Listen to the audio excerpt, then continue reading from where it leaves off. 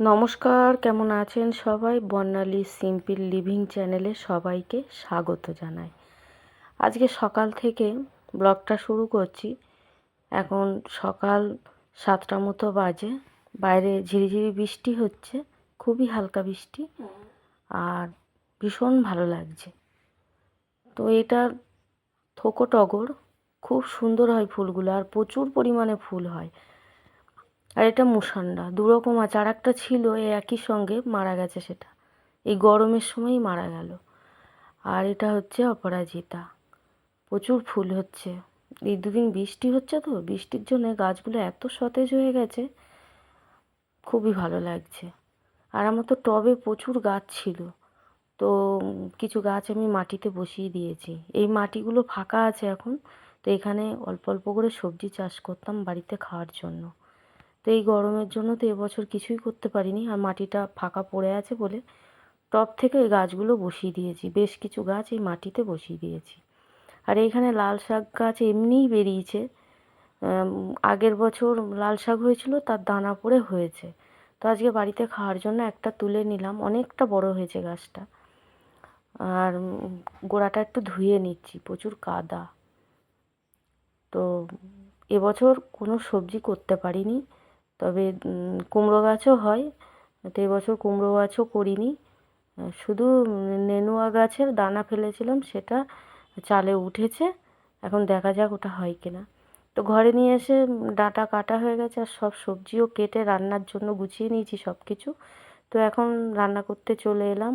আর রুই মাছ নিয়েছি, আর চিংড়ি, আর এখানে সবজি নিয়েছি ঝিঙে, আলু, কচু ডাঁটা, কুমড়ো, আর কাঁঠালের দানা, বীজের দানা। আর এখানে ওই ডাঁটার যে শাকটা ছিল, সেই শাক আর কুমড়োর শাক মিশিয়ে ভাজা করব। দুটোই অল্প অল্প ছিল। আর এখানে মাছ সব নেইনি, কয়েক পিস নিয়েছি, আর কিছুটা রেখে দিচ্ছি পরের দিনের জন্য। তো মাছগুলো আমি ভেজে নিই, লাল লাল করে ভেজে নিই। এখানে মাছগুলো ভাজতে থাকুক, আর মশলাটা তৈরি করে নিই। এখানে দিয়ে দিলাম পরিমাণ মতো কালো সর্ষে, সাদা সর্ষে, নুন, লঙ্কা, সামান্য চিনি স্বাদ মতো, আর দুটো কাজু বাদাম, একটু পোস্ত দেবো। সব রকম মিশিয়েই করবো আজকে মাছের ঝালটা। হলুদ, আর সব এখানে আমি দিয়ে দিলাম একটু জল দিয়ে, এটা পেস্ট করে নেবো মিক্সিতে। এখানে আর কিছু দেবো না, একবারে ওই মিক্সির কৌটোতে দিয়ে আমি পেস্ট করে নিলাম। আর পেটিগুলো ভাজা হয়ে গেছে, আর দাগাগুলো আর একটু ভেজে নিয়ে তুলে নিলাম। আর ওই তেলেতেই কালো জিরে দিয়ে দিলাম। পাঁচ ফোড়নও দেওয়া যায়, কিন্তু আমি কালো জিরে দিয়েছি আজকে। আর পেস্ট করা হয়ে গেছে, সেটা তেলে দিয়ে দিলাম। বেশিক্ষণ কষাবো না। আর একটা টমেটো দিয়েছি, মানে যেহেতু সর্ষে আছে, সর্ষে বেশি ভাজলে না তেতো হয়ে যায়। ওই জন্য মানে ওই বাটি ধোয়াটা জলটাও আমি দিয়ে দিলাম, বেশি ভাজলে তেতো হয়ে যাবে। তো যাই হোক, মাছগুলো দিয়ে অল্প একটু ফুটিয়ে নিলেই হবে। অল্প একটু ফুটিয়ে নিই, আর নামিয়ে নিয়েছি। আর এখানে কড়াইয়ে আমি চিংড়িটা ভেজে নিচ্ছি, তেল দেইনি, শুধু শুকনো খোলায় চিংড়িটা ভেজে নিচ্ছি। তো চিংড়ি ভাজা হয়ে গেছে, ওই কড়াতেই আবার শাক নুন হলুদ দিয়ে আমি একটু ভাপিয়ে নিচ্ছি। অল্প আঁচে একটু ঢাকা দিয়ে দেবো, তাহলে সেদ্ধ হয়ে যাবে। এরকমভাবে শাক রান্না করলেও ভালো লাগে খেতে।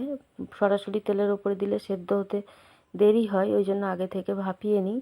আর চিংড়িটা এরমভাবে ভাজলে বেশি খেতে ভালো লাগে, কেননা তেলের উপরে দিয়ে যদি ভাজি, তাহলে চিংড়িগুলো না কেমন শুকনো শুকনো হয়ে যায়।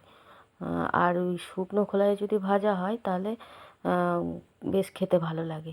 তো শাকগুলো ভাপানো হয়ে গেছে, আর কড়াইয়ে সর্ষে আর শুকনো লঙ্কা ফোড়ন দিয়েছিলাম, আর 3টে মতো বাতাসা দিয়েছিলাম, কেননা আমাদের একটু শাকটা মিষ্টি মিষ্টি পছন্দ করে। আর এখানে কিছু পাঁপড় ভেজে নিচ্ছি, ছেলের ওখানে যাব আজকে, সন্ধ্যেবেলা বেরোবো। তো ছেলে পাঁপড় ভাজতে খুব একটা পারে না, পুড়ে যায়। তাই বলে, মা তুমি ভেজে নিয়ে আসবে, আমি ওই জন্য ভেজে কন্টেনারে করে নিয়ে যাব। আর ওই সব কিছু বাজার ছেলের ওখানে যাবে, আলু পেঁয়াজ চাল কিছু মুদিখানা সব ওর ওখানে নিয়ে যাব। ও বাড়ি ছিল না, তো খাবার দাবার কিছু নেই, ওই জন্য এখান থেকে নিয়ে যাচ্ছি। যাক, ওদিকটা হয়ে গেছে। আর এইখানে এই পাঁচমিশালি তরকারিটা করব। তো কড়াইয়ে তেল দিয়েছি, আর 5 ফোড়ন তেজপাতা আর রাঁধুনি ফোড়ন দিয়েছি, আর কিছুটা বড়ি দিয়েছি। তো ভাজা হয়ে গেছে সেগুলো, আর এই সবজিগুলো ঢেলে দিলাম। তো এগুলো একটু ভাজা ভাজা হয়ে যাক, নুন হলুদ দিয়ে ভেজে নিচ্ছি। একটু ঢাকা দিয়ে দিয়ে ভাজবো, তাহলে সেদ্ধ হয়ে যাবে। আমি কিন্তু আর কোনো মশলা দেবো না এখানে, এইভাবে রান্না করলেও খেতে ভালো লাগে।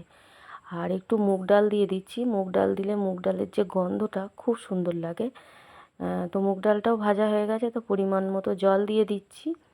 খুব বেশি জল দেবো না, কেননা ভাজার সময় অনেকটা সেদ্ধ হয়ে গেছে। তো একটু চাপা দিলাম যাতে তাড়াতাড়ি ফুটে যায়। তো হয়ে গেছে এটা প্রায়। একটা বাতাসা দিলাম আর চিংড়িগুলো দিয়ে দিচ্ছি। একটু মিষ্টি না দিলে ভালো লাগবে না খেতে। তো দিয়ে দিলাম। তো আমার এটা কিন্তু রান্না হয়ে গেছে।